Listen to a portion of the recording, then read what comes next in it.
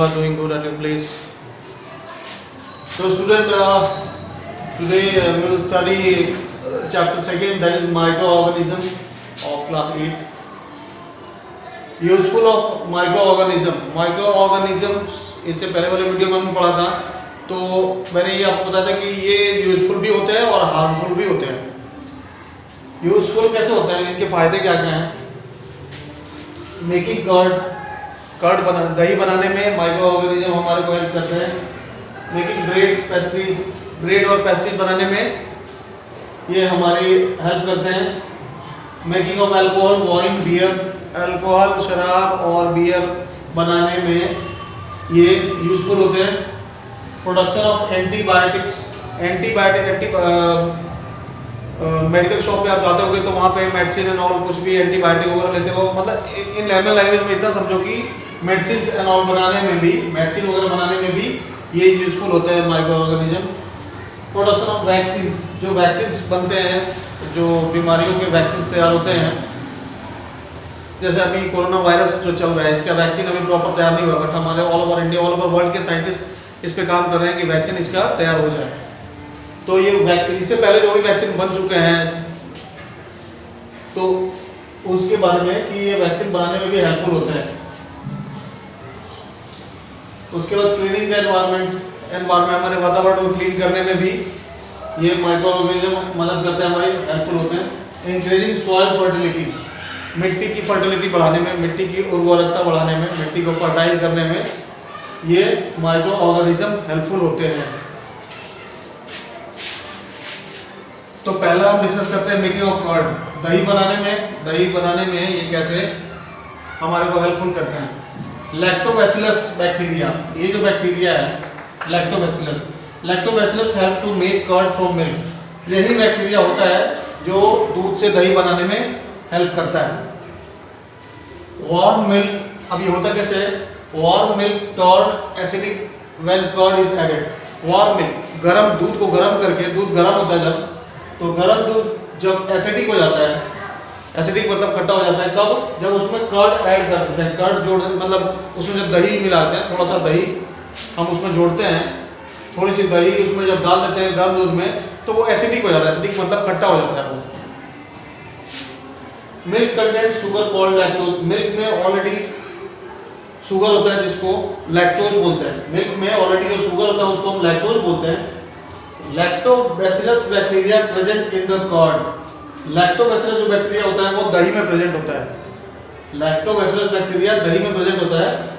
Help in converting the lactose sugar present in milk to lactic acid, ये lactobacillus bacteria ही क्या करता है कि जो दूध में जो शुगर पाया जाता है जिसको लैक्टोज बोलते हैं, उसको कन्वर्ट करता है लैक्टिक एसिड में।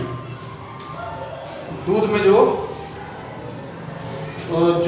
शुगर पाया जाता है जिसको लैक्टोज बोलते हैं, उसको कन्वर्ट करता है लैक्टिक एसिड में। किस प्रोसेस के द्वारा, फर्मेंटेशन के द्वारा, फर्मेंटेशन प्रोसेस के द्वारा मिल्क में जो शुगर होता है जिसका नाम लैक्टोज है, उसको लैक्टिक एसिड में कन्वर्ट करता है ये बैक्टीरिया, और तब जाके वो दूध से दही में कन्वर्ट हो जाता है। Second making bread, pastries and cakes, bread, pastries और केक्स बनाने में भी ये हेल्पफुल होता है microorganism. Yeast cell are used in baking industries for making breads, तो बेकिंग इंडस्ट्री, जो बेकरी वगैरह के जो शॉप्स होते हैं जिसमें केक्स, पेस्ट्रीज एंड ऑल बनते हैं, उसमें यीस्ट जो होता है, यीस्ट, इससे पहले वाले वीडियो में बता दूंगा आपको, यीस्ट जो सेल होता है यही मेन यूज करता है। जैसे फर्मेंटेशन में बैक्टीरिया लैक्टोबैसिलस काम होता है, वैसे ही यहाँ पर पेस्ट्री और ब्रेड और केक्स बनाने में यीस्ट का इंपॉर्टेंट रोल होता है, यीस्ट की वजह से वो बन पाता है। Also use day by day household food item like idli, dhokla and dosa, जो यहाँ पेस्ट्रीज, ब्रेड्स और केक्स की बात जब हो रही है, तो उसके बाद जो हाउस होल्ड फूड जो भी होते हैं घर में जो बनाते हैं, इडली, ढोकला और डोसा, इसमें भी हमारा ईस्ट की हेल्प से ही ये बन पाता है। For making idli and dosa the mixture of bread, rice and dal is first allowed to stand for few hours, इसमें ये बनाने के लिए यही करते हैं कि जो राइस और दाल को ग्राउंड करके मिक्स करके उस टाइम तक उसको वाटर में मिक्स करके और फिर उस टाइम तक स्टैंड मतलब ओपन एनवायरनमेंट में छोड़ते हैं कुछ आवर्स के लिए। The mixer rises and become sure. उसके बाद ये जब ईस्ट का जब उसमें एडिंग होता है तो वो उसका टेस्ट श्योर होने लगता है due to growth of yeast को जब उसमें एडिंग होती है, ईस्ट का परसेंटेज जब उसमें ऐड होता है तो वो अपने आप कुछ टाइम के बाद वो श्योर होने लगता है, वो खट्टा लगने लगता है, जिसकी वजह से ये प्रिपरेशन कर पाते हैं।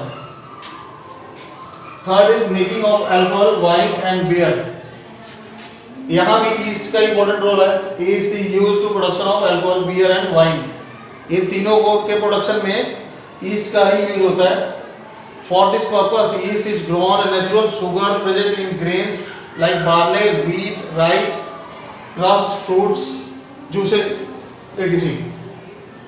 यहाँ पे ईस्ट को ग्रो किया जाता है। ईस्ट नॉर्मली स्टार्टिंग में ये होता है कि जो ग्रेन्स होते हैं लाइक बार्ली और व्हीट, राइस, इनको क्रस्ट करके इनको जूस लाइक स्ट्रक्चर बनाया जाता है।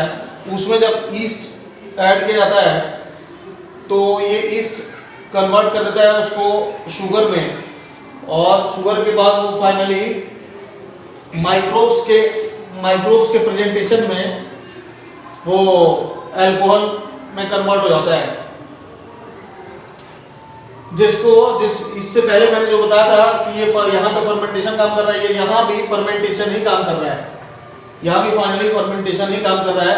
यहाँ भी जब आपको मिल्क टू कर्ड मैंने बताया था तो उसमें मिल्क में जो शुगर पाया जाता था लैक्टोज, उसको लैक्टिक एसिड में कन्वर्ट करा था by the process of fermentation.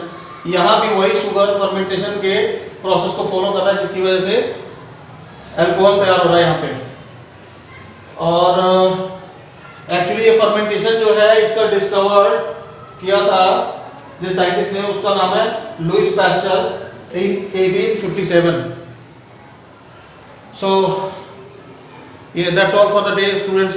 इसके बाद मैं नेक्स्ट वीडियो आपको अपलोड करूंगा बहुत ही जल्दी। Till then keep watching our channel, like, subscribe and share. Bye bye, take care.